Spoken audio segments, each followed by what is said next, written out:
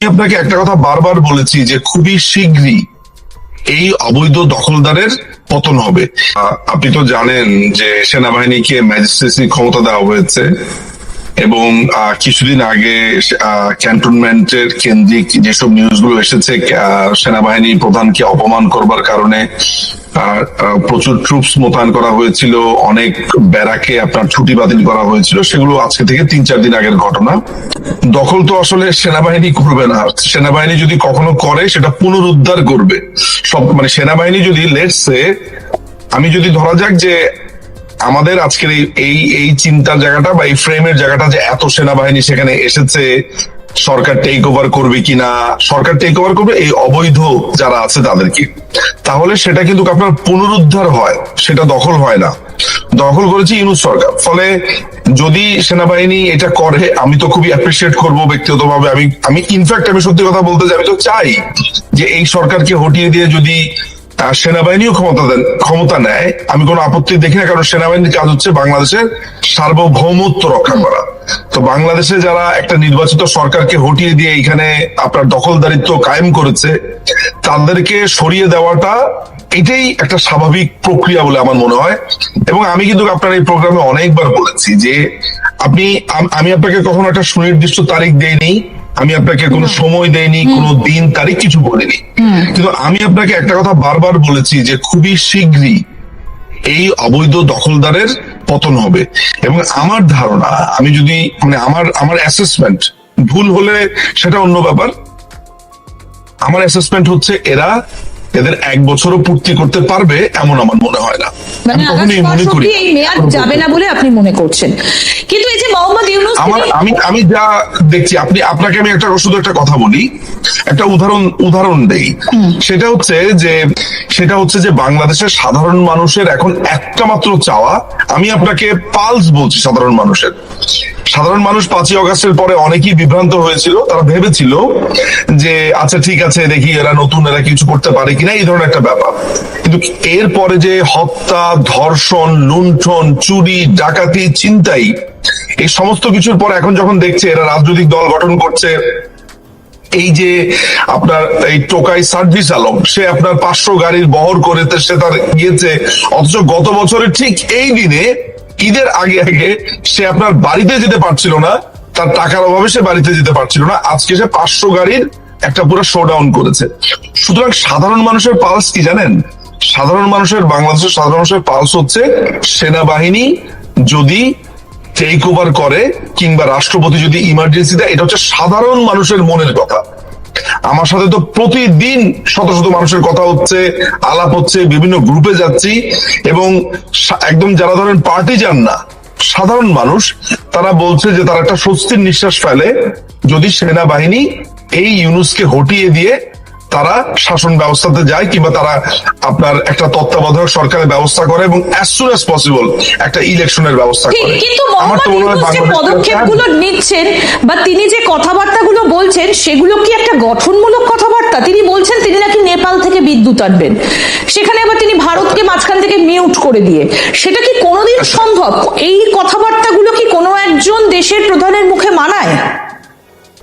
দেখেন, আমি আপনাকে, আপনার মনে আছে আমি আপনাকে আপনার এই প্রোগ্রামে বলেছিলাম, একটা আলাপ করেছিলাম যে ভারতকে আক্রমণ করবার জন্য এই উপদেষ্টার এই দখলদার বাহিনীর এক মানে কোন রকমের কি বলে আপনার যার কোনো কি ছিল না, মানে ডিপার্টমেন্ট ছিল না, মানে উজিরে খামাখা যেটা বলা হয়, তার কোনো পরিচয় ছিল না, কিন্তু উপদেষ্টার নাম এটা হচ্ছে আপনার মন্ত্রণালয় বিহীন উপদেষ্টা মাহফুজ আলম। এরপর আপনি নিশ্চয়ই দেখেছেন যে একজন প্রাক্তন সেনা কর্মকর্তা, সে বলছে 4 দিনের মধ্যে কলকাতা দখল করবে। একদম। আপনার এই প্রোগ্রামে আমি কি বলেছিলাম? বলেছিলাম যে আন্তর্জাতিক আইন অনুযায়ী এটা কিন্তু ভারতকে বা যে কোনো রাষ্ট্রের প্রতি যুদ্ধ ঘোষণা শামিল। যখন সরকারি পদে বসে কোনো মানুষ বলছে যে ভারতের ম্যাপ চেঞ্জ করে ফেলবে, ভারতকে যুদ্ধ ঘোষণা করবে, তখন এটা সেই দেশের বিরুদ্ধে যুদ্ধ ঘোষণা শামিল। আমি আসছি বিদ্যুতের ঘটনাটা নিয়ে। এই কথাটা যখন বলছিলাম, তখন আমি বলছি যে ভারত এই ধরনের ঘটনা যদি মানে ঘটতে থাকে, তাহলে ভারত কিন্তু এই ব্যাপারে ব্যবস্থা নিতে পারে, সামরিক ব্যবস্থা নিতে পারে, এই সম্ভাবনার কথা বলে দিল। সেটাকে প্রোপাগান্ডা ছড়িয়ে কি করলো আপনার এই প্রোগ্রামের মাধ্যমেই, আমি নাকি বলেছি ভারতকে যে ভারত যাতে বাংলাদেশ আক্রমণ করে। আপনি তো ছিলেন একই সাথে, আপনার প্রোগ্রামে ছিলাম, আপনি এটার উইটনেস। তো এই ধরনের প্রোপাগান্ডা ছড়ানো আক্রমণ করে না, এটা যারা আপনাকে এই কথাগুলো বলছে বা প্রোপাগান্ডা যারা ঘটাচ্ছে তাদেরও জানা উচিত যে ভারত কখনো কাউকে আক্রমণ করে না। দাদা, আমি এই আলোচনাটায় আসবো যে মোহাম্মদ ইউনূসের এই ধরনের বক্তব্যগুলো কতটা প্রাসঙ্গিক, কারণ তিনি এই আপনার প্রশ্নের উত্তরটা আমি একটু দেই। এই যে আপনি বিদ্যুতের কথা যেটা বলছেন, দেখেন আমি আপনাকে এই প্রসঙ্গটা এই কারণেই এনেছি যে কি ধরনের বক্তব্য তারা ক্রমাগত ভাবে দিচ্ছে। বিদ্যুতের ব্যাপারটা যেটা হচ্ছে যে দেখেন, এর আগে বলেছি কি পাকিস্তান থেকে চাল আনবে, তাই তো? তো ভারত থেকে যেই চালটা আপনার 20 টাকা কমে পেত, পাকিস্তান থেকে আসার কারণে পাকিস্তান থেকে আনছে, ট্রান্সপোর্টেশন কস্ট বেড়েছে। তো এর আগে সে বলেছে যে সেভেন সিস্টার্স এ সে ব্যবসা করবে। ব্যাপারটা এমন যে সেভেন সিস্টার্স হচ্ছে একটা আলাদা রাষ্ট্র, তার সাথে সে ব্যবসা করবে। আপনি ইঙ্গিত গুলো কিন্তু বুঝবেন। তো এই যে ক্রমাগত ভাবে ভারতকে খোঁচানো, মানে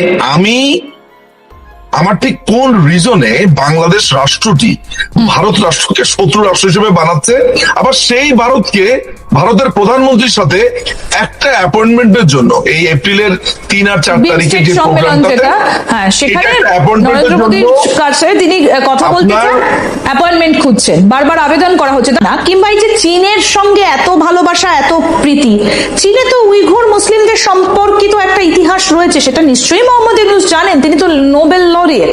এবং একই সঙ্গে তিনি বলছেন যে তিনি নাকি ব্যবসা করবেন কি, চীন তাদের থেকে আম, কাঁঠাল, মানে রসালো সব ফল নাকি চীন বাংলাদেশ থেকে নেবে। চীনের কি আর খেয়ে কাজ নেই? প্রথম কথা হচ্ছে যে আমার চায়নার ব্যাপারেও একটা বড় প্রশ্ন আছে, যে চায়না যে এই ডিল গুলো করছে, আপনি খেয়াল করে দেখবেন বাংলাদেশে কিন্তু এফডিআই কমপ্লিটলি বন্ধ। এফডিআই হচ্ছে ফরেন ডাইরেক্ট ইনভেস্টমেন্ট, কেমন কমপ্লিটলি। কারণ হচ্ছে যে বাংলাদেশের সাথে ব্যবসা করবে কে? বাংলাদেশ সরকার নেই, এখানে একটি অবৈধ সরকার আছে যার কোনো সাংবিধানিক অস্তিত্ব নেই। আবারও আপনাকে আমি একটু রিপিট করব যে এখন যে সরকারটা তারা সরকার বলে দাবি করে আছে, আমাদের সংবিধান অনুযায়ী তাদের কিন্তু কোনো ধরনের প্রভিশন নেই। কমপ্লিটলি এটা একটা মার্শাল লর মতো। মার্শাল লর যেমন আইনি ভিত্তি নেই, তেমনি এই সরকারের কোনো আইনি ভিত্তি নেই। আচ্ছা, 1 নাম্বার। তাহলে এরকম একটা সরকারের সাথে চায়না যে ডিলগুলো করছে বা করতে চায়, মানে ঠিক কোন রিজনে? যেমন ভারত পরিষ্কার করে বলে দিয়েছে যে একটি গণতান্ত্রিক ব্যবস্থা ছাড়া বা একটি গণতান্ত্রিক সরকার ছাড়া ভারত আসলে কোন ধরনের আগ্রহী না।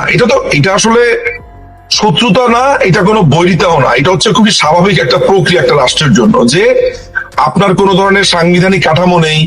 ভবিষ্যতের কোন সরকার এসে যদি বলে যে আপনি যে ডিলটা করেছেন বা করলেন, সেটা কি হিসেবে করলেন, একটা দখলদার বাহিনীর সাথে আপনি করলেন, ফলে এই ধরনের জটিলতা দেখা দিতে পারে, সেটা আলাদা আলোচনা, এগুলো ডিসপিউটেড ম্যাটার। কিন্তু আমার কথা হলো যে চায়না হঠাৎ করে প্লেন পাঠিয়ে আপনার চায়নাতে নিয়ে যাওয়া, সেখানে হঠাৎ করে সে বিনিয়োগের কথাবার্তা বলা, সেগুলো স্বাভাবিকভাবেই অনেক কষ্টের দাবি রাখে। আর নিজেকে নোবেল লরিয়েট, শান্তিতে নোবেল পুরস্কার পেয়েছে বলে প্রচার করা, অথচ পুরস্কারটা পেয়েছে আসলে গ্রামীণ ব্যাংক, এবং গ্রামীণ ব্যাংকের হয়ে এই ইউনূস কিন্তু ওই গ্রামীণ ব্যাংকের একটা অংশ হিসেবে তারা আলাদা করে পেয়েছে, গ্রামীণ ব্যাংক এবং ইউনূস বোধ।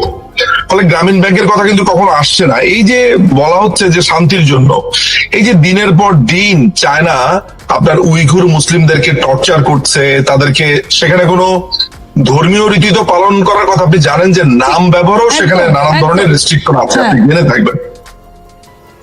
এমন একটা জায়গাতে সে কখনো আপনার বক্তব্য দিয়েছে, মানে এমন একটা জায়গাতে আপনি প্যালেস্টাইনের কথা ধরেন, আমাদের কাছে পরিষ্কার ভাবে তথ্য আছে যে ইসরায়েলকে 100 কোটি টাকা অনুদান দিয়েছে।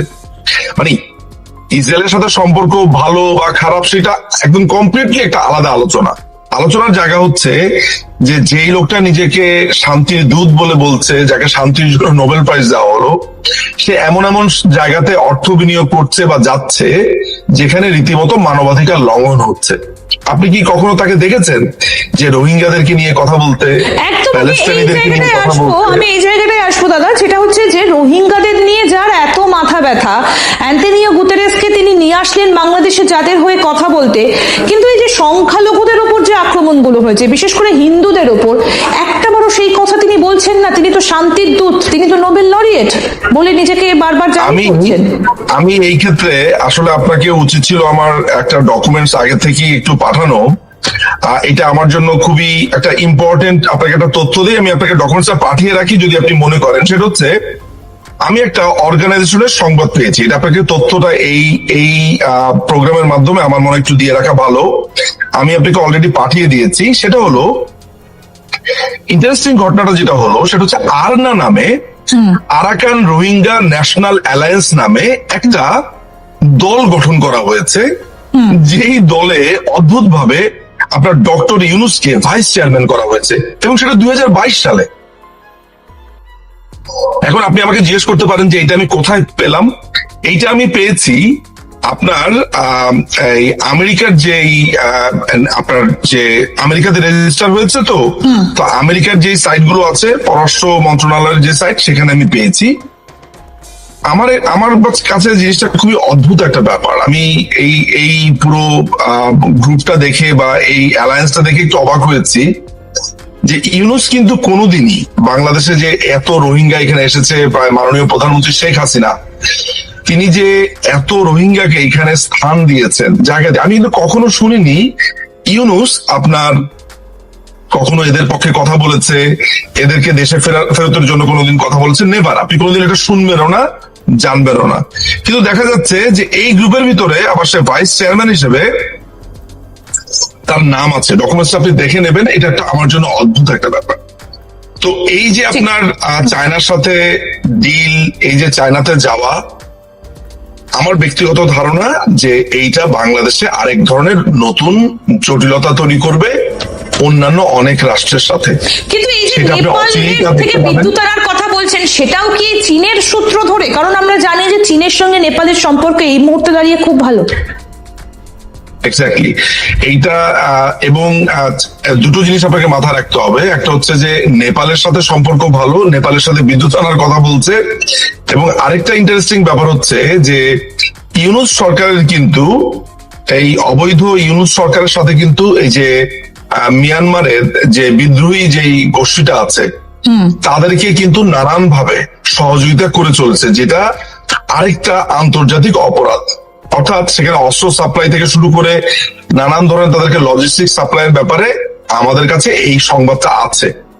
ফলে চায়নার পাল্লায় পড়ে আপনি সামনে যদি এটাও দেখেন যে ইন্দো প্যাসিফিক রিজিয়নে কোন ধরনের গোলমাল বা যেটা আপনি কোয়াড নামে আমরা জানি, আপনি অবাক হবেন না। এবং আমি নিশ্চিত যে চায়না এই ইনভেস্টমেন্টটা এই কারণে করছে যাতে বাংলাদেশকে সম্পূর্ণভাবে চায়না তার বেল্টে নিয়ে যেতে পারে, এবং চায়না ভারত বা চায়না আমেরিকা যে উত্তেজনাটা আছে, এই উত্তেজনাটা আরো একটু পারদ বাড়লো বা বাড়বে বলে আমি আপনাকে এতটুকু বলতে পারি। এবং এটা কনসার্নের জন্য, যেমন মার্কিনীদের জন্য যেমন কনসার্নের, তেমনি ভারতীয়দের জন্য এইটা পররাষ্ট্র নীতি অনুযায়ী কনসার্নের, যেটা হয়তো আগামী 3-4 দিন 5 দিনের মধ্যে আপনি জানতে পারবেন কি ধরনের চুক্তি আপনার দেওয়া হয়েছে, কি ধরনের। ফলে এটা কোনোভাবে ফিজিবল না নেপাল থেকে বেশি দামে আপনি ইলেকট্রিসিটি কিনবেন, আপনি বিদ্যুৎ কিনবেন, অথচ আপনার আরো অপশন ছিল বা আপনার আরো সুযোগ ছিল। ফলে এই ব্যাপারটা একটু দেখার বিষয় যে কি হতে যাচ্ছে। ঠিক, কিন্তু মোহাম্মদ ইউনুস তিনি ফিরবেন তো চীন থেকে? আমি আসলে অবশ্যই আমার তো আমি এই মুহূর্তে এমন কোনো আলামত আসলে দেখতে পাচ্ছি না। যদি দেখতে পাইও, অন্তত পক্ষে আমি এটা বলতে যাচ্ছি না। এই কারণে আমি বলতে যাচ্ছি না যে এই ধরনের প্রেডিকশন গুলো যেটা হয় যে আমি ঘটার পরেই দেখতে আগ্রহী, বা যদি কোনো কিছু হয়েও থাকে, কিন্তু এখন পর্যন্ত অ্যাপারেন্টলি আমার মনে হচ্ছে কোনো সমস্যা তো আমার চোখে পড়ছে বলে মনে হয় না। I don't think so. কিন্তু তাহলে দাদা এই মুহূর্তে দাঁড়িয়ে যে প্রশ্নটা ভীষণভাবে প্রাসঙ্গিক, তাহলে বাংলাদেশে মোহাম্মদ ইউনুস নেই, তিনি না থাকাকালীন কার দায়িত্বে এখন? অভিভাবক কে বাংলাদেশের, রাষ্ট্রপতি নাকি সেনা? এই মুহূর্তে অভিভাবক বলতে প্রথম কথা হচ্ছে যে এই সরকারটাই তো অবৈধ একটা সরকার। আমি যে আপনাকে আইনগতভাবে একটা একটা একটা একটা ফ্রেমওয়ার্ক আপনাকে আমি বলবো যে আপনাকে একটা জিনিস বুঝতে হবে যে অন্তর্বর্তীকালীন সরকারের কোনো প্রভিশন বাংলাদেশের সংবিধানে নেই। বাংলাদেশে এখনো প্রধানমন্ত্রী হচ্ছে মাননীয় প্রধানমন্ত্রী শেখ হাসিনা। ঠিক। ফলে ইউনূস যদি কোনো দেশে যায়ও সে কোনোভাবেই বাংলাদেশের চার্জে থাকা, এটার দখলদার অবস্থার মধ্যে আছে। কারণ এক দখলদার যদি আপনার কোনো একটা দেশে যায়, বাকি দখলদাররা সেখানে থাকবে। আইনি কোনো ফ্রেমওয়ার্ক এখানে সুনির্দিষ্টভাবে নাই, যেটা একজন আইনজীবী হিসেবে আমি আপনাকে বলতে